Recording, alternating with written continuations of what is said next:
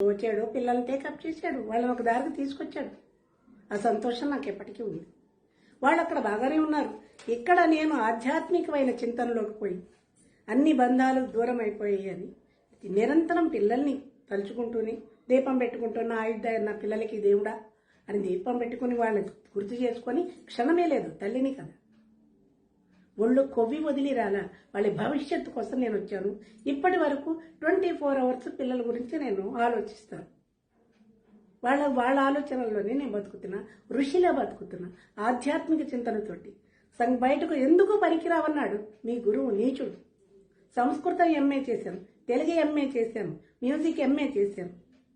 ఇవాళ కళాశాలలో, ప్రైవేట్ కళాశాలలో సంస్కృతం లెక్చరర్గా పనిచేస్తున్నాను. బయటకు వచ్చేసిన 2001 ఆగస్టు 23 బయటకు వచ్చేసాను. అప్పటి నుంచి నేను కష్టపడ్డాను. కొద్ది రోజులు తినడానికి తిండి లేక ఉపవాసాలు ఉన్నాను, నీళ్లు తాగి బతికాను. ఒంటరి ఆడది సొసైటీలో బతకడం ఎంత కష్టమో మీలాంటి మగాళ్ళకు